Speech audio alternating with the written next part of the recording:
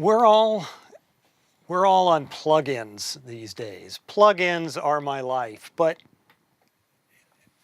as being in this business a long time, I'm really sorry to see so many of the hardware boxes, the variety of processing and options that we have, they're going away. Now, everybody makes plugins, and there's lots of different graphic interfaces, but you know, there's a certain variety that we're pretty much getting away from now, and I don't want to get philosophical about it, but as I've watched various analog boxes go to the wayside, I am absolutely determined to keep the TC Electronic and a couple of other things over here in the rack, including my old Kurzweil K2500 sampler, which comes in handy when it comes time to fiddle around with sound effects and do little doinky cartoony things on the keyboard. Fabulous box, and I wouldn't go to a plugin. I wouldn't go to a VI for that because this has just been my friend for so long, and as long as he keeps going, he's got a place in my rack. The space has gotten smaller over the years, and the demands of work haven't changed. So I've sort of had to select and pick and choose what hardware I keep with me. And TC is going to be one of those devices that stays probably as long as TC is a company, still supporting it, because there's so much variety of capability built into it. As I may have said earlier, it's always on during the mixes. It's always on every day. It's always performing some function as I'm working. This mix here is for National Geographic. It's a show that'll probably air a couple of months from now, so maybe it'll be old hat by the time you see this. I don't know. But at the moment, there are three functions. I've got three engines running during my mix. One of the engines is LM5, the loudness display, something really important in our industry, and I'll talk about that in a second if you'll let me. And I'm also using one of the engines as to upmix my music from stereo to surround. And National Geographic has different specifications than some other channels, and some of the parameters that I can adjust of UnWrap will allow me to sort of tailor my favorite settings to hit National Geographic specifications. And then tomorrow turn around and hit History Channel specifications. For instance, National Geographic won't allow me to have any music whatsoever in the center channel. And in fact, if I were to take their specifications literally, I can't have surround music. I can only have stereo music. And according to their specifications, they only hit left and right. Now, I know them. They've told me it's okay. If I really want to have surround music, that they're not going to knock it back.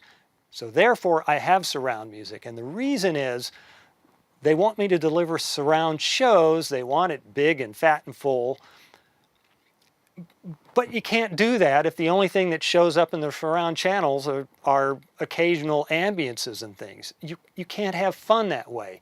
But if you can keep those rear channels alive with part of the music track, it makes it so much easier to get creative with the rear channels, to have things that would normally, if the surrounds weren't already alive, something coming from back to front would surprise you and startle you, and it would sound out of place. But if those surrounds are always alive and sounding good and happy, you can start to have fun and put things back there and make motions that you wouldn't normally be able to get away with, because you're no longer distracting the viewer, you're just adding to the richness of the sound.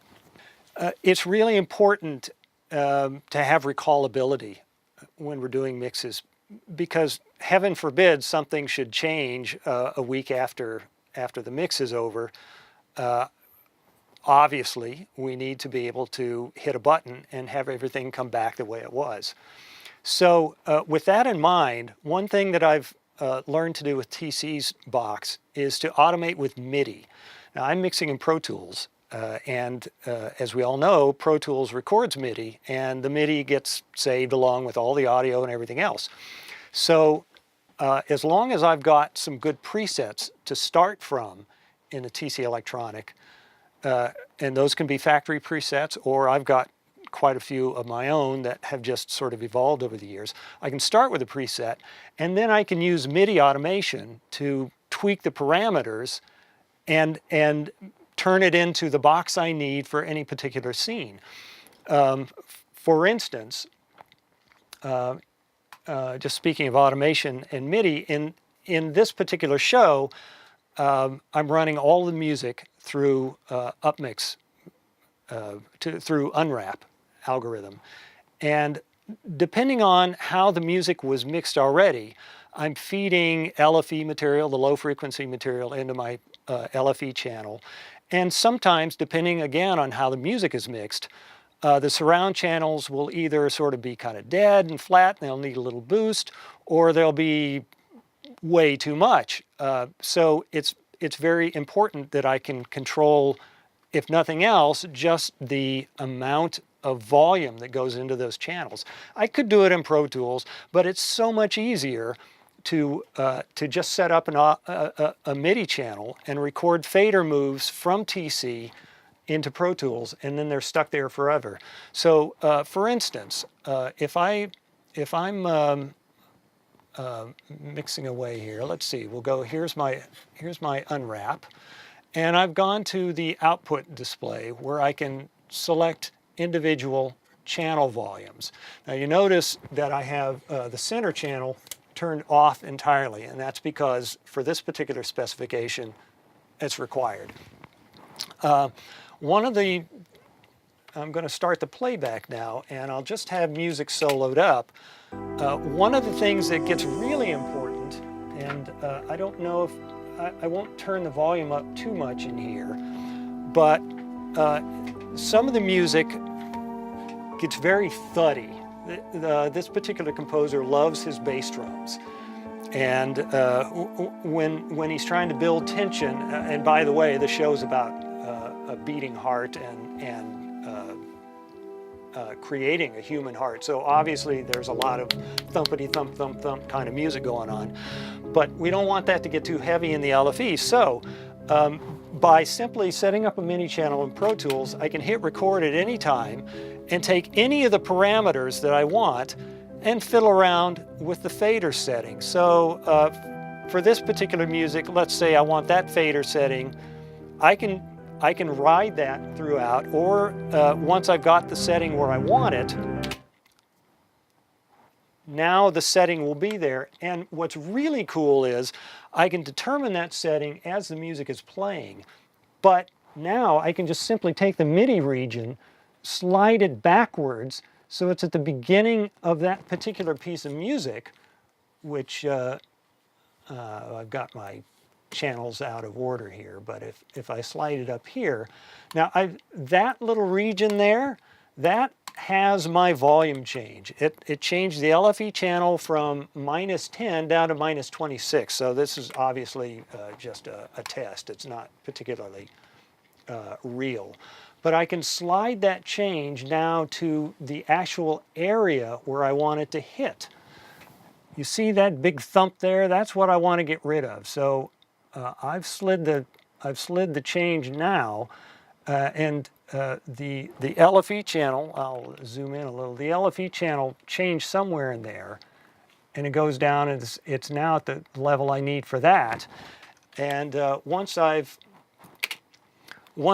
played that area, we get past this big swell, and now I go into record. I can do this all in one pass, and I just simply slide the LFE back up where it was, and I'm done. So now I've automated that, and that gets saved along with everything else. I can do the same thing for the surround channels. I can do the same thing for the algorithms.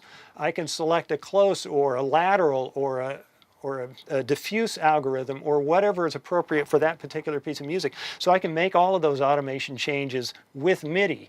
And I prefer doing it that way than trying to set up time code and having a separate set of automations that I need to save for all of posterity.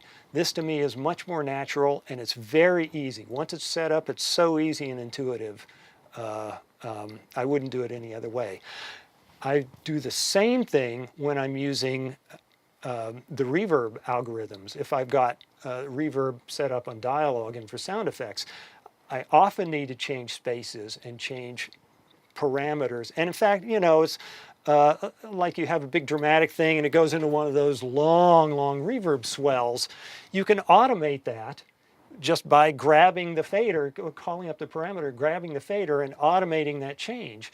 And again, that stays there forever. And in fact, I can even go in and edit the MIDI if I really want to get anal about it, and make it an exact setting by editing the MIDI rather than reperforming here. So this recallability is something that's very important to me, and having that capability in TC Electronic, still having all the juiciness of the processing and the algorithms that are in here and the wide variety available, but having that automation that really flows as part of one Pro Tools session is very important. That's why I think this is going to be here for another 10 years at least.